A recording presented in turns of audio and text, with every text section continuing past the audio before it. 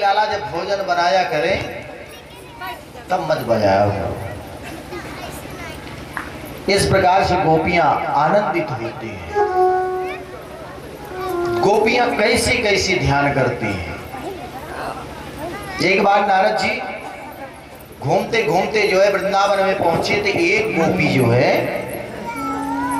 ध्यान लगा के बैठी थी। तब नारद जी को बड़ा आश्चर्य हुआ कि बड़े बड़े ऋषि महात्माओं को तो देखा हमारे ध्यान करते हुए, पर गोपी को कभी नहीं देखा। आगे गोपी के सामने गोपी सिखाते हैं, अरे देवी किसका ध्यान कर रही हो? सोई गोपी ने आँख खोला, बोले महाराज ध्यानवान क्या होता है मुझको कहा पतो। तो बोले तब किसका ध्यान लगा के रखी हो? बोले बड़ी जटिल समस्या है महाराज, उसी के समाधान खोजने के लिए आंख बंद करके बैठी हूं। तो बोले तुम्हारी समस्या क्या है बताओ, 2 क्षण में हमारी तुम्हारी समस्या को निदान कर देंगे। बोले महाराज समस्या सबसे बड़ी है नंद का छोरा। बोले नंद का छोरा? बोले हाँ। बोले ऐसी ऐसी जटिल समस्याएं हैं महाराज। बोले बताओ तो। बोले एक बार क्या हुआ महाराज कि नंद का छोरा कहीं से आया और उस समय हम गैया दूह रहे थे। अब गैया दूह रहे थे उसी समय नंद का छोरा बोला, अरे भाभी सबरो दूध दूह लोगी क्या? अरे मुझको बड़ी तेज से भूख लगी, कुछ हमें भी पिला दो। तो बोले आओ हो लाला भूखे आओ हम तुमको दूध पिला दे। सोई मोहड़ो फाड़ को जैसे खड़े भयो भवा, सोई गैया के थन से जो दूध की धारा मैंने माना सब उसके मुख में चला गया। सो गटागट पीता चला गया, गटागट पीता चला गया। सोई उसी समय मेरी सास की निगाह पड़ी। सास ने देखा, क्यों रे बावरी पागल हो गई का? बोले कहा अच्छा उसका? बोले जब मेरा ध्यान भंग हुआ देखा वहां पे तो सबरो दूध धरती पे पड़ा। वहां पर ना नंद का छोरा था ना कोई था। तो हमने सोचा कि हो सकता है कोई कल्पना रही हो। एक बार की बात बताऊं महाराज, सास ने डांट लगाया कि जा घर में चावल नहीं है, जाके धान कूट ले। असोई महाराज धान कूटने के लिए गई, असोई ऐसे मूसल मारने लगी। सोई कन्हैया ने आवाज दिया, क्यों भाभी? सासुर माँ ने बड़ी झाड़ लगाई क्या? बड़ा डांट लगाया क्या? बोले ना लाला थोड़ा बड़ा चलता है।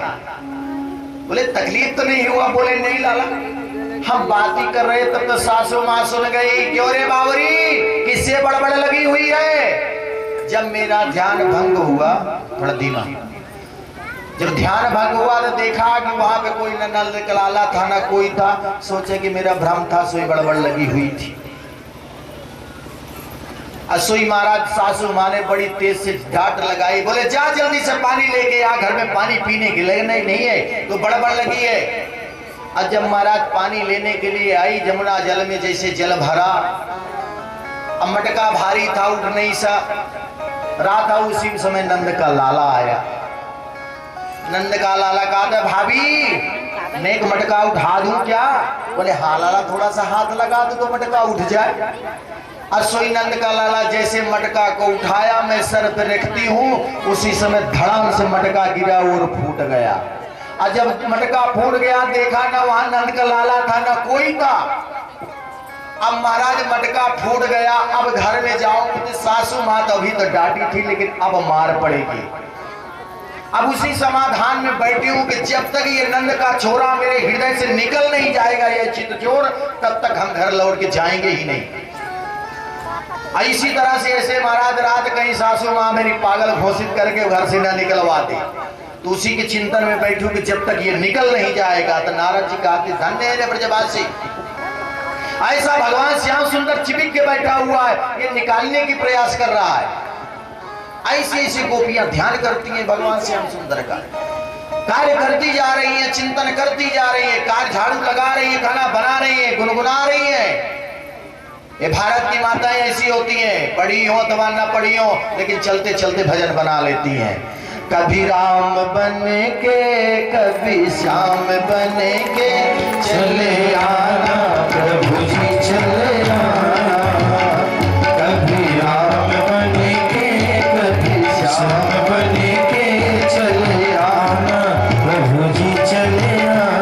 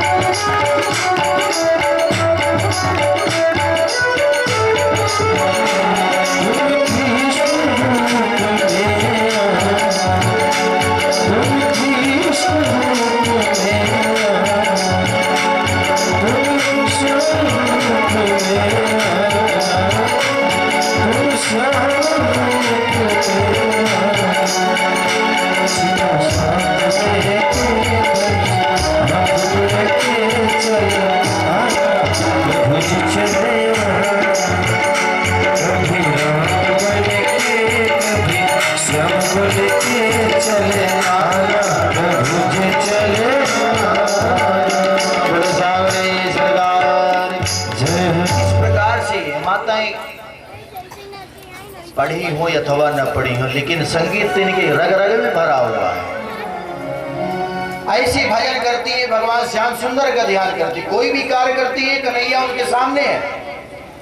अब इस प्रकार से बछड़ा चुलाए ब्रह्मदेव को 1 वर्ष हो गया था। ब्रह्मा जी सोचे कि चलता हूँ देखता हूँ उसका हुआ क्या।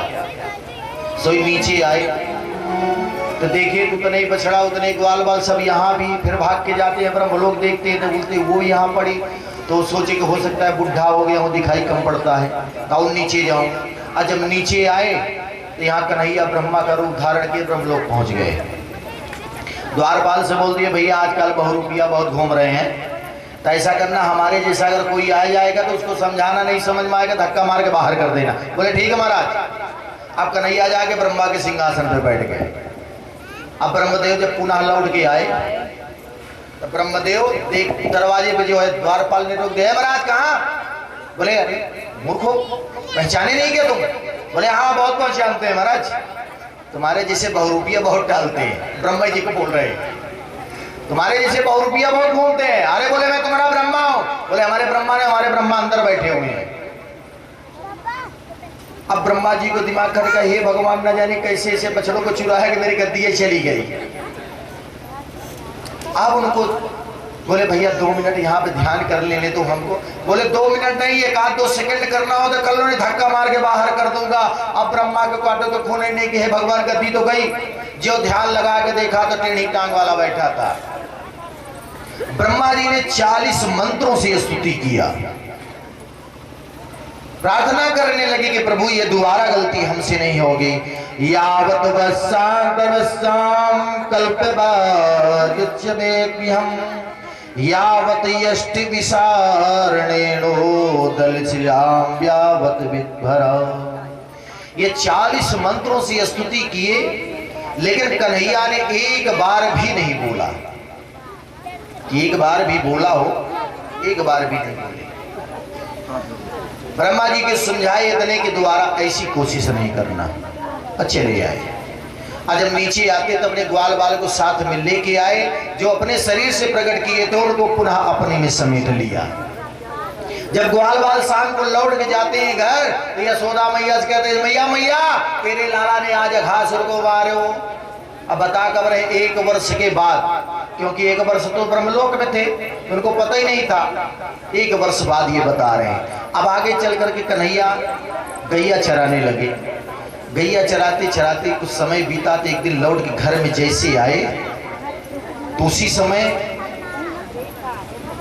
कुछ ग्वाल बाल शाम को आए, नंद बाबा से कहते हैं कि बाबा बाबा आज हमारी गैया मर गई। बोले कैसे? बोले कालिया पे पानी पी लिया। तब तक एक ग्वाला दौड़ के आया, बाबा बाबा मेरी 10 गैया मर गई। बोले कैसे? बोले कालिया पे पानी पी लिया। जमुना जी में कालिया था, उसमें एक कालिया नाग रहा करता था।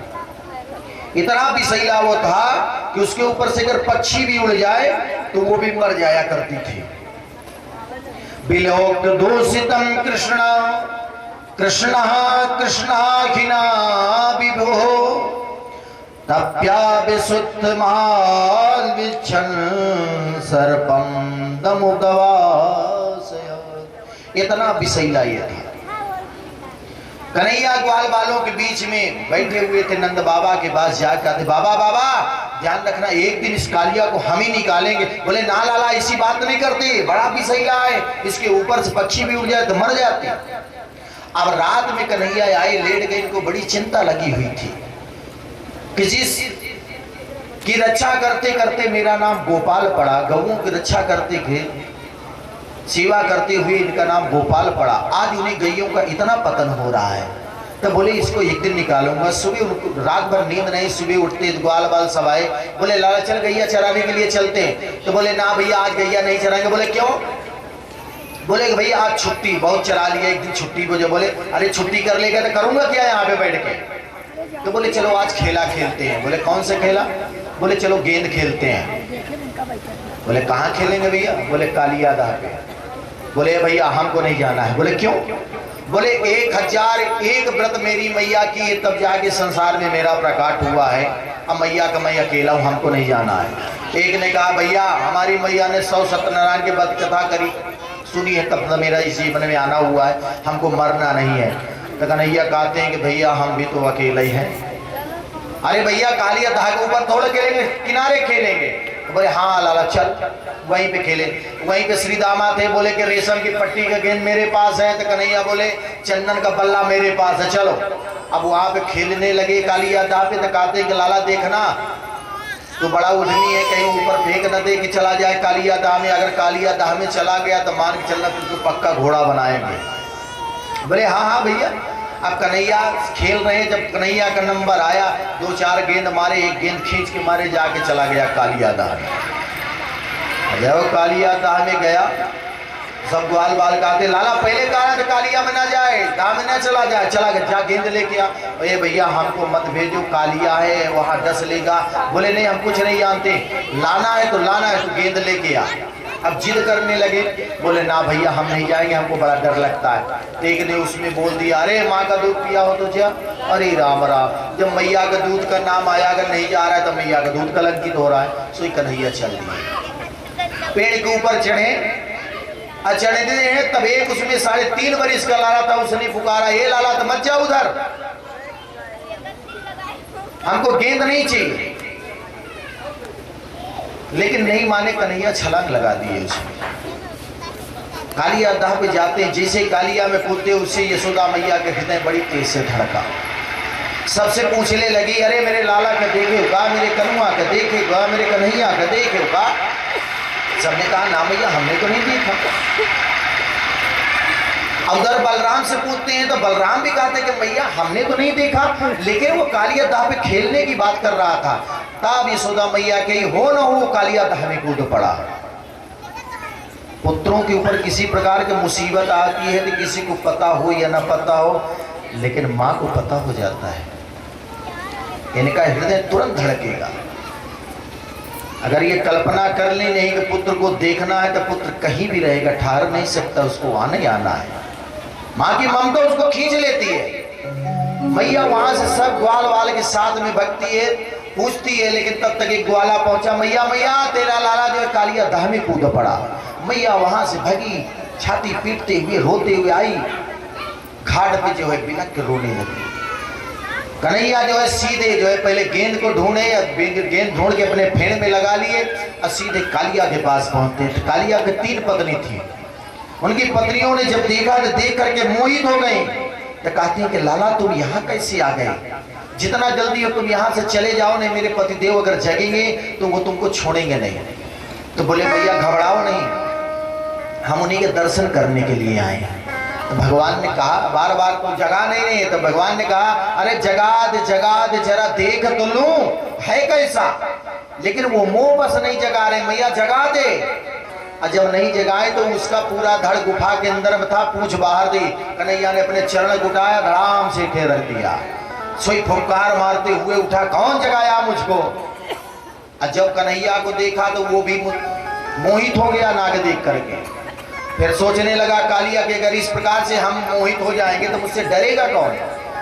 सोई आया कन्हैया से सीधे लपेट पड़ा, युद्ध होने लगा। और जब युद्ध होता है फुफकार मारता है तो जमुना के जल में ज्वार भाटा आ गया, उबाल आ गया। फुफकार मारता है। थोड़े थाड़े तक सब प्रभु सामने थे।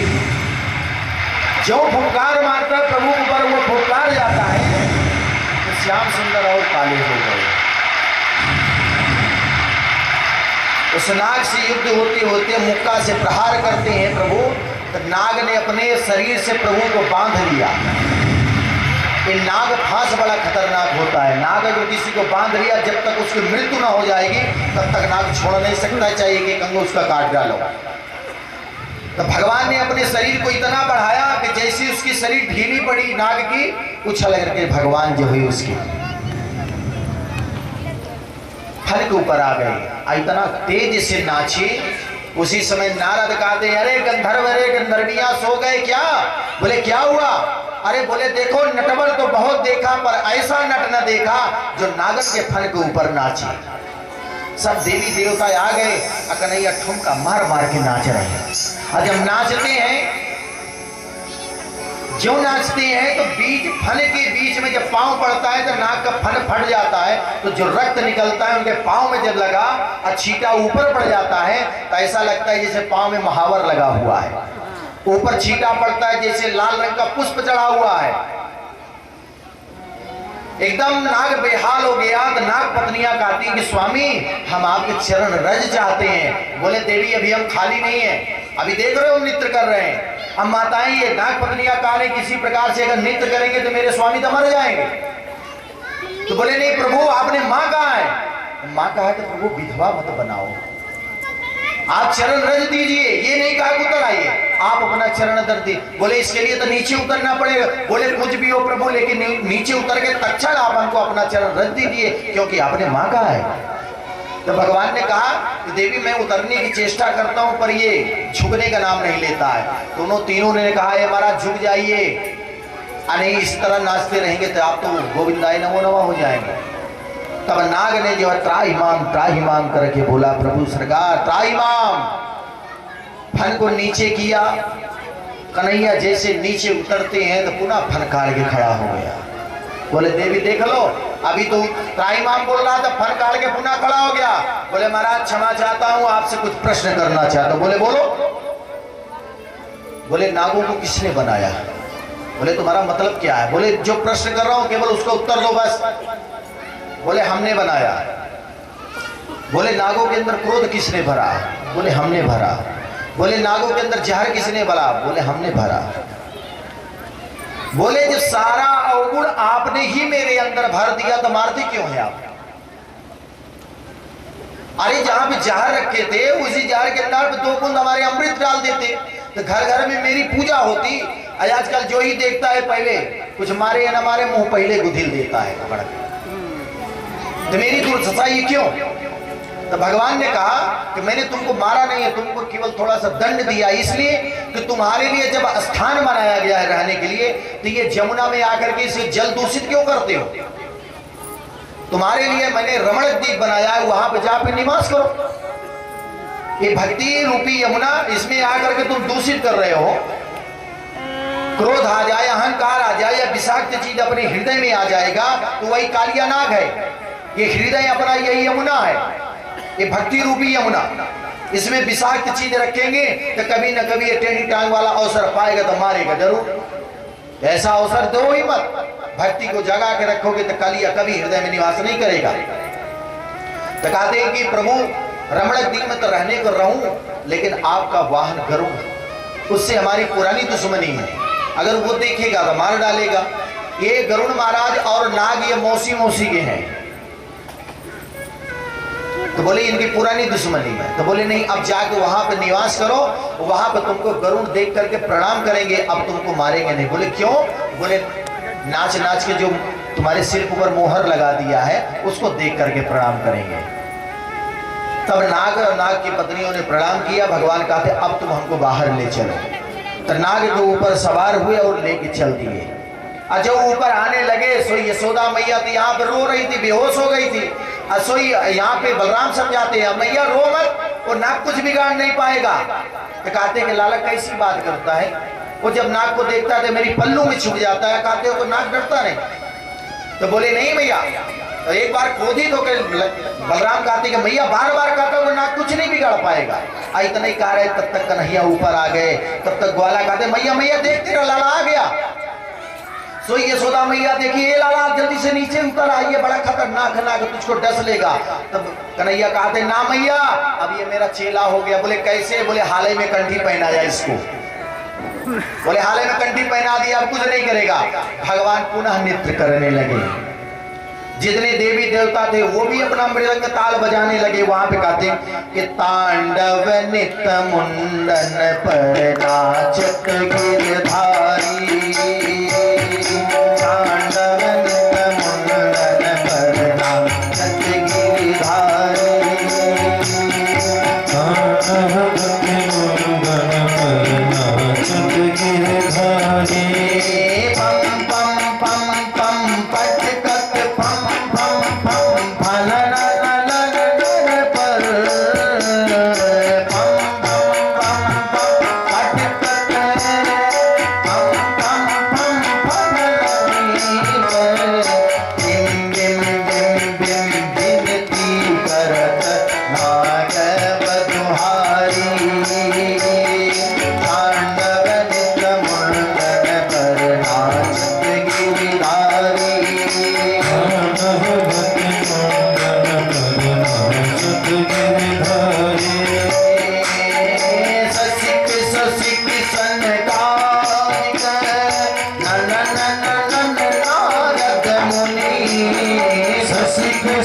Jagannatha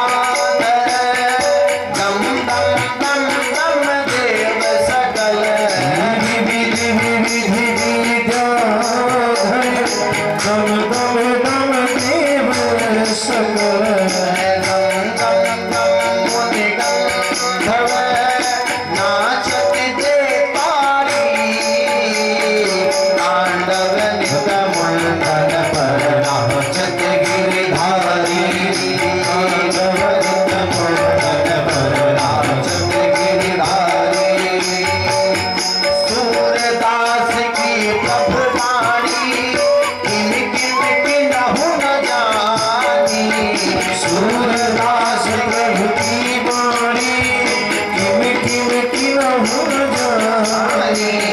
चल चल चल चल चरण परत निर्भय कियो काली। तांडव मुंडन पर नाचत गिरधारी। तांडव मुंडन पर नाचत गिरधारी। तांडव मुंडन पर नाचत गिरधारी। तांडव मुंडन पर नाचत गिरधारी। सरदार की जय हो। आगे चल करके भगवान श्याम सुंदर नाथ जी पर छूतरे, नाथ को आशीर्वाद दे अपने परिकर के साथ में रमण द्वीप चला गया। रात्रि में वहीं पे भगवान निवास किए। रात्रि काल में अग्नि लग गई वहां पे, पूरे जंगल में आग। अब सबके देखते देखते भगवान ने उसको पान कर लिया अग्नि को। बोले कि ये अग्नि को क्यों लगाए और भगवान ही पान कर गए? बोले इसलिए अग्नि लग गई कि वहां कालिया के कारण वहां की जितनी वस्तुएं थी सब दूषित हो गई थी, जहरीला हो गया था। तो भगवान ने आग लगाया, आग के माध्यम से सारा विषाक्त खत्म हो गया। अग्नि में कोई भी चीज डाल दो सब स्वाहा हो जाएगा, तो सारा चीज वो हो गया। रात्रि में निवास किए फिर गए। अब भगवान धीरे धीरे 4 वर्ष की अवस्था की थी इनकी। तो कार्तिक का महीना था, सारी गोपियां प्रतिदिन स्नान कर रहे। देखिए बहुत ध्यान से सुनिए गए बात को, कोई भी प्रसंग छोड़ के नहीं जाऊंगा। 2 दिन का और समय है, समय लूंगा। दुबे जी से इतना प्रार्थना है, किसी भी अगर बुजुर्ग को या किसी को जाने में दिक्कत होगी घर तक, तो साधन करके उनको घर तक पहुंचाएंगे, लेकिन कथा श्रवण करवाइएगा। नहीं साधन होगा तो मेरा साधन खड़ा उसको ले जाइएगा, इसमें कोई नहीं, लेकिन कथा का रस स्वादन जरूर लीजिएगा। समय तो लगेगा ही। शॉर्टकट में चलना हो तो कितना चलूंगा छोड़ के, लेकिन इच्छा नहीं करती है छोड़ के चलने की। कथा सुनाऊंगा जरूर। तो ये गोपियां प्रतिदिन कार्तिक मास के महीने में स्नान करने के लिए जमुना जी में जाती हैं, लेकिन जमुना जी में स्नान करती हैं तो निर्वस्त्र। हेमंत प्रथमे मासी नंद प्रज कुमार का चेरुर हविष्यम भोज्यान कात्यायन्य चनमृतम।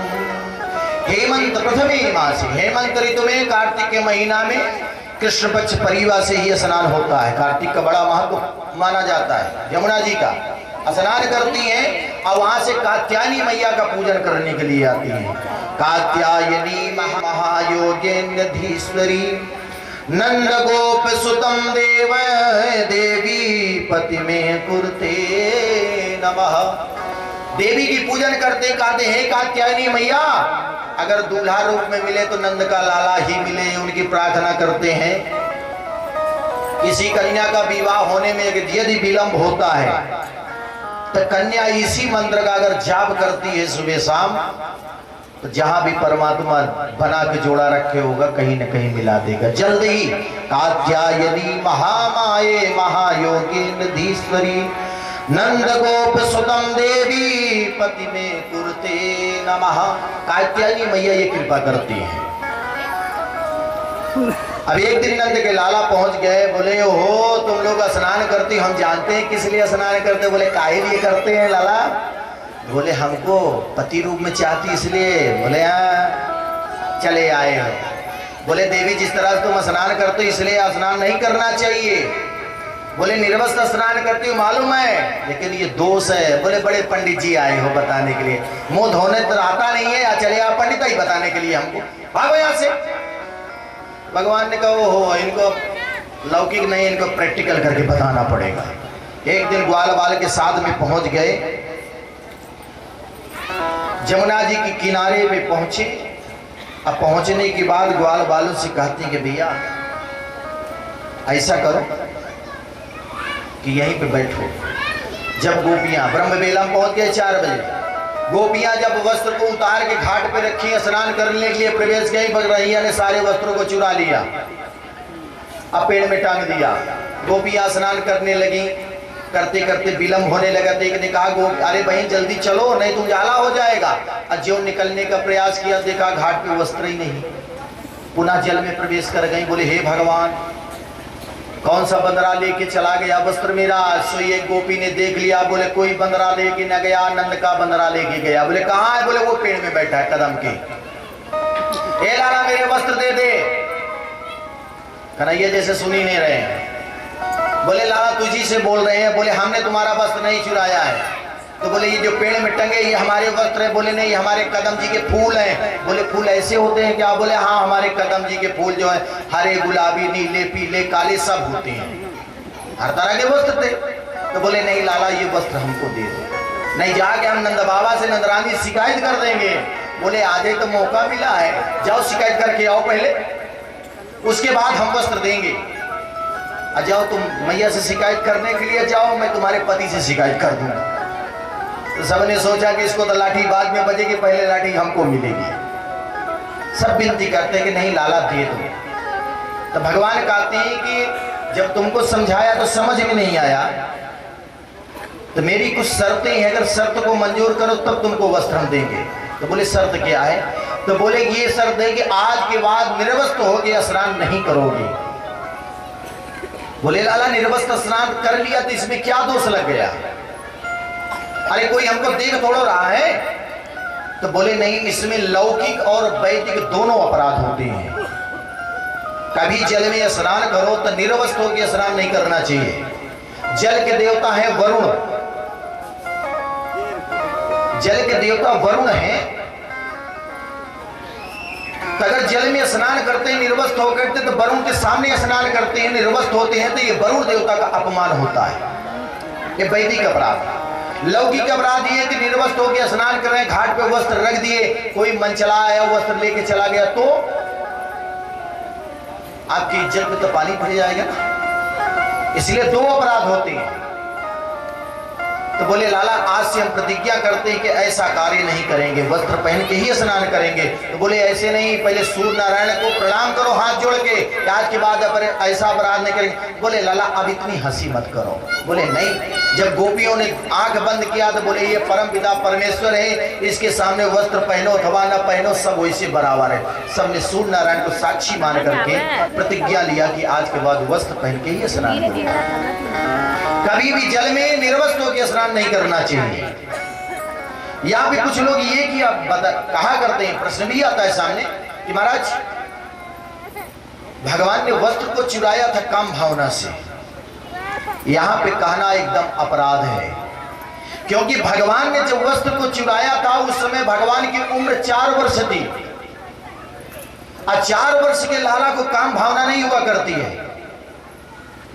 इसलिए यहां भी ये चीज कहना अपराध है, कभी भूल के भी नहीं कहना। ये भी प्रश्न आता है कि महाराज जी ने सब तो एक ही विवाह करके रखे, एक ही बहुरिया में सब परेशान है, महाराज तो 16,108 किए थे। इसमें भी इसका मंतव्य है, इसका प्रसंग जो है आपको परसों मिलेगा, कल तो विवाह होगा, इसकी व्याख्या बताऊंगा क्या चीज है ये। अब यहाँ से सब माली सबको वस्त्र दिए कन्हैया, सब अपने अपने घर को गई। बोले वृंदावन बिहारी लाल की।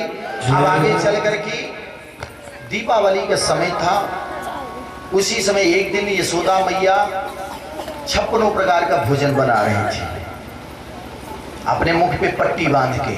अब देखिए यहाँ पे माताओं का एक धर्म है, जरूर इसको सुनिएगा, अब विचार करिएगा। व्यासपीठ से जो कर्तव्य है उसको मैं बता रहा हूं, आशा भी रखता हूं कि इसको जीवन में अपना के रखेंगे। कि रसोई में जब भी प्रसादी बनाओ तो बोलो नहीं, प्रसादी आप बनाएंगे तो बोलेंगे तो मुख से कुछ न कुछ निकलेगा, और निकलेगा कढ़ाई में या आटे में चला गया तो वो प्रसाद भोग लगाने योग्य नहीं होता है। सासू माँ तो दूध की बहुत प्रेमी होती हैं, खुद खाए चाहे न खाए, कहीं मलैया रखता हो, घी ना निकाल ले नहीं कैसे काम हो।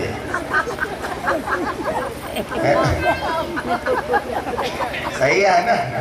वृंदावन बिहारी लाल की जय। कोई लाला पहुंच गया, ए आजी या ये दे दाई, जैसे बोला कि तो दूध दही दे, तो मैया मटकी के पास पहुंचेगी तो पहले अंगुरी लगा के फू उसे मारा कि मलाई पीछे जाए, दूसरा ही केवल आए। और उसी को करने के बाद अगर उसी में से दूध निकाल कर ठाकुर जी को भोग लगाना हुआ तो क्या लगाओगे? वो जूठा हुआ कि नहीं? कितना भी फूंक मारोगे उससे मुख से कुछ में कुछ जाके गिरेगा, वो जूठा हो जाएगा भैया। तो जूठा प्रसादी ठाकुर जी को नहीं लगता है। आप कोई दूसरा साधन ढूंढ लीजिए, किसी से और पकड़ लीजिए। नितांत आवश्यक है बोलना तो मुख में पट्टी बांध लो। आजकल तो चलता है ना, तो गाड़ी चलाने मजबूरी हो गई, लगाना ही पड़ता है, इतना दूषित हो गया। तो मुख में पट्टी बांध करके तब प्रसादी बनाओ अगर बोलना ज्यादा जरूरी है तो। आजकल तो बहुरिया किचन में खड़ी हो जाए ना, ऐसा ठहाका मार मार हंसी है अम्मा हरे गंगा माई, ठहाका मार के ऐसी पूरी कचौड़ी बन रही है। शायद उसमें कोई टीका टिप्पणी बुजुर्ग कह दिया ना कि भैया ऐसे प्रसादी नहीं बनता है, तो पता चलो बेचारा भूखा रह जाएगा, मिलने वाला उसको नहीं है। ऐसा अपराध अगर करते हैं तो सबके अंदर तो वही परमात्मा निवास करता है। आप किसी को झूठा नहीं खिला। पत्नी पति का झूठा खा लेती है क्योंकि उसका ईश्वर है। शिष्य गुरु का उच्छिष्ट भोजन कर सकता है, अन्यथा किसी को अपना झूठा भोजन नहीं कराना चाहिए। एक सबसे लाडला होता अपना पुत्र, पुत्र माँ का झूठा खा लेगा, माँ झूठा खा लेगी पुत्र का, बाकी किसी का अधिकार नहीं, किसी को नहीं देना चाहिए। अब ये मैया जो है भोजन प्रसादी बना रही है, तो एक दिन क्या हुआ कि कन्हैया वहां पे पहुंचे सुबह सुबह, तो बढ़िया पकौड़ी की खुशबू आ रही थी। सोई पालने से उठे, सोई किचन में पहुंच गए, वहीं पे रसोई में पहुंचे, बोले वो हो बड़ा बढ़िया घी की खुशबू आ रही। मैया क्या बना रही हो? मैया ने कहा अरे मैया क्या बने? पकौड़ी बना रहे थे। वह पट्टी बांधी थी मैया? बोले हाँ पकौड़ी बना रहे हैं। बोले मैया बड़ी तेज से भूख लगी, एक पकौड़ी दे दे। बोले नहीं ये जय जय के लिए है। तो बोले ये जय जय कौन सी बला है? बोले हमको नहीं मालूम है, जा अपने बाबा से पूछ। पर मैया पकौड़ी न दी उसमें से निकाल के। सोई नंद बाबा के पास गए, नंद बाबा से कहते बाबा बाबा आज मैया खूब बढ़िया पकौड़ी बना रही है, खाने के लिए मांगा, नहीं दी। बोले जय जय के लिए। बाबा ये जय जय कौन से बला है? बोले लाला ऐसी बात नहीं बोलते, ये जय जय है इंद्र भगवान। पर्जन्यो भगवान निंद्रो मेघस्तस्य नमूर्तयः तेभिर्वर्षन्ति भूतानां प्रीणनां जीवनम पयः। कहती ये मेघों के देवता हैं, ये चाहेंगे तो बरसात होगी, ना चाहेंगे तो ना होगी। इनकी पूजा होती है इसलिए कि बरसात होगा तो घसिया होगी, अन्न होंगे, सब खाएंगे। तो बोले बाबा अगर ये इनकी पूजा ना हो तो क्या बरसात नहीं होगी? तो बोले भैया ये तो हमको नहीं मालूम है। तो बोले बाबा ऐसा करो कि आधे ब्रजवासी इंद्र की पूजा करो, आधे ना करो। तो देखो जिसके यहाँ पूजा होती है उसके यहाँ बरसात होती है कि नहीं होती, जिसके यहाँ नहीं होती उनके यहाँ होती है कि नहीं होती है। तो बोले भैया नेक सा छोरा तो तू छोटा ही सा है, अब धीरे धीरे कन्हैया 7 बरिस के हो गए। अब कहते हैं नेक सा छोरा है लेकिन ऐसी सी बात करता है कि मेरे माथे ठनक जाते हैं। तो बोलते हैं कि प्रभु, कहते हैं बाबा जो जैसा कर्म करता है कर्मानुसार उसको फल मिलता है। कर्मणा जायते जल्दो कर्मणेव विलीयते सुखम दुखम भयम क्षेमम कर्मणेवाभिपद्यते। कहते कर्मों का भोग सबको जैसा कर्म करेंगे वैसा आपको मिलेगा। बाबा कहे तेरी बातन हमें समझ में ना आए, नेक सा छोरा है लेकिन बातन तो बड़ी बड़ी बोलता है, लाला तू ही बता क्या करना चाहिए। बोले बाबा ये बताओ कि आज तक इंद्र की पूजा की है, कभी दर्शन दिया? बोले ना। बोले हमारे देवता का पूजन करो दर्शन होगा। बोले कौन है? बोले हमारे देवता है गोवर्धन महाराज, उनकी पूजा करो तुमको भगवान दर्शन देंगे। बोले ठीक है लाला जैसा कहो वैसा होगा, क्योंकि ब्रजवासी कन्हैया की बात मानते थे। तो वहीं तो श्री दामा मधुमंगल सब थे, उन्होंने कहा देख लाला एक बात है, अगर तेरे भगवान ने अगर दर्शन न दिया तो पक्का तुझको घोड़ा बना देंगे, समझ लेना। कबड्डी होती है ना तो घोड़ा बना देते, पीठ पे चढ़ लेते। बोले तेरे पीठ पे जा। बोले हाँ भैया ठीक है चलो। अब सारी सामग्रियां ले करके चल दिए गोवर्धन। अब गोवर्धन पे जब जा रहे हैं तो सामग्रियां क्या क्या लिए हैं? कल भी बताया कि 56 प्रकार का भोग लगता है गोवर्धन महाराज को। तो खुरचन है खीर मोहन, खीर साय और खुरमी, खीर खजला जलेबी कलाकंद बालू शाही है, मोहन थार मेवा बाटी मठरी मैसूर पाक, पेड़ा रसगुल्ला संगर बड़ी सुहाई है, भुजिया नमकीन सेव गाठिया सकल पारे, और भुजिया समोसा पापड़ पकौड़ी बनाई है, मधुर श्याम नंद बाबा यशोदा सब सामग्री लेकर के गिरिराज आज भोग लगाई है। 56 प्रकार का सामग्री बैलगाड़ी पे लादे चल दिए गोवर्धन। वृंदावन से गोवर्धन की दूरी 21 किलोमीटर। गोवर्धन में आप खड़े हो जाएं तो गोवर्धन से वृंदावन की दूरी 21 किलोमीटर, वृंदावन से मथुरा की दूरी 21 किलोमीटर, गोवर्धन से बरसाना 21 किलोमीटर दूरी बीच में है ये गोवर्धन। अब यहां से गए गोवर्धन, जब चलने लगे तो बड़े खुश हैं कि आज चलो पूजन होगा।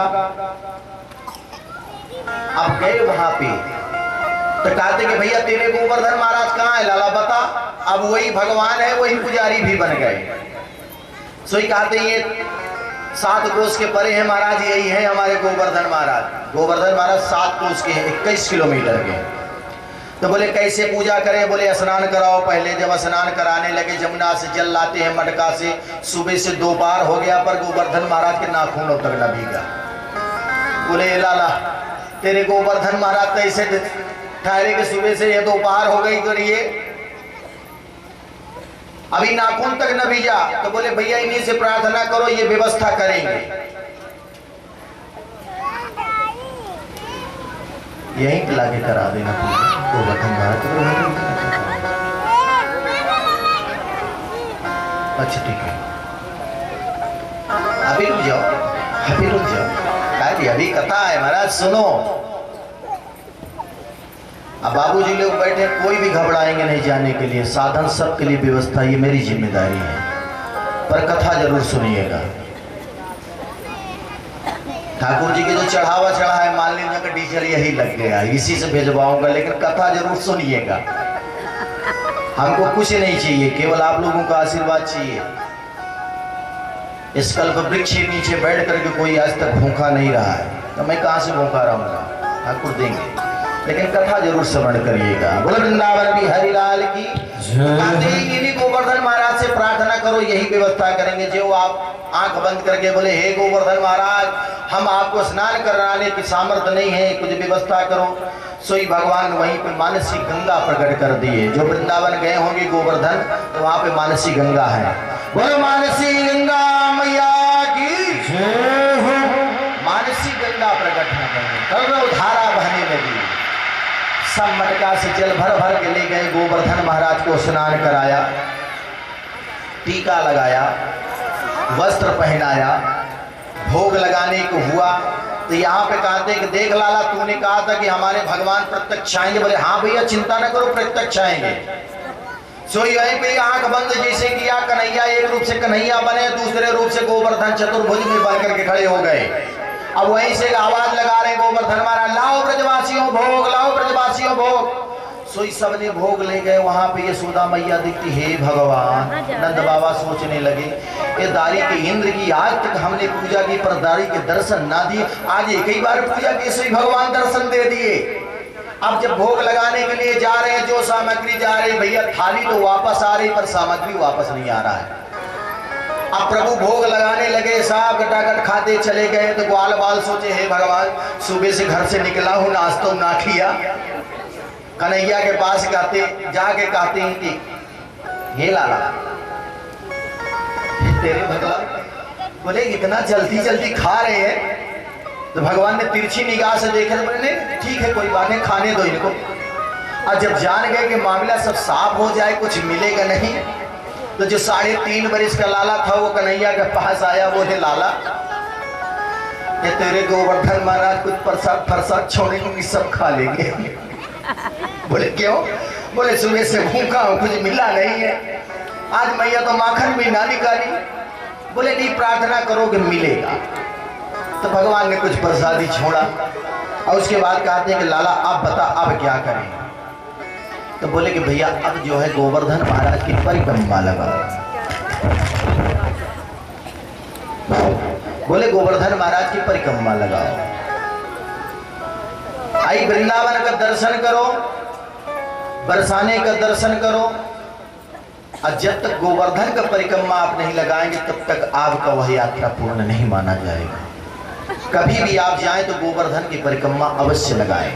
अब तो साधन बन गया है कि जो पैदल नहीं लगा सकते हैं वो साधन से भी लगा सकते हैं। 21 किलोमीटर का परिक्रमा है। अब तो 3 भाग में कर दिए, एक 9 किलोमीटर का, एक 12 किलोमीटर का, एक 21 किलोमीटर का। 21 किलोमीटर में पूरा। तो इस तरह से गोवर्धन की परिक्रमा अनिवार्य होती है वहां पे। अब जब ये हुआ कि अब परिक्रमा लगाओ, और जब परिक्रमा लगाने लगे तो वहां पे सारे भक्त झूम झूम के, जैसे आरती के बाद होता है ना झूम झूम के सब नाचते हैं, उसी प्रकार से जब सुबह आरती किया करें तो मौन होकर के परिक्रमा न लगाया करें, कीर्तन के साथ में परिक्रमा लगाओ। ये मत सोच के रखना कि दुबे जी कथा करा रहे हैं तो केवल दुबे जी को ही लाभ होगा। जो भी मन्नत जो लेके इस मंडप का परिक्रमा, ये व्यासपीठ का परिक्रमा लगाएगा भागवत भगवान का, उसकी अक्षरशः मनोकामना पूर्ण होगी। ये असत्य नहीं है। 33 करोड़ देवी देवता निवास करते, जैसे हर्षोल्लास के साथ में आप परिक्रमा लगाएंगे वैसा फल आपको मिलेगा। तो यहाँ पे सब भक्त लोग परिक्रमा लगाने लगे कि मैं तो गोवर्धन को जाऊं मेरे पीर ना माने मेरो मनवा। मैं तो गोवर्धन को जाऊं मेरे पीर ना मानो मेरो मनवा। मैं तो गोवर्धन को जाऊं मेरे पीर ना माने मेरो मनवा। मैं तो गोवर्धन को जाऊं मेरे पीर ना मानो। यहीं से ताली बजा करके आंख बंद करके हम आप सब गोवर्धन चल रहे हैं। मनसा यहीं से गोवर्धन महाराज का परिक्रमा लगाएंगे। आंख बंद करके ताली बजाते रहे और गीत गाते रहे, परिक्रमा लगाते रहे। मैं तो गोवर्धन को जाऊं मेरे पीर ना माने मेरो मनवा। मैं तो गोवर्धन को जाऊं मेरे पीर ना मानो मेरो मनवा।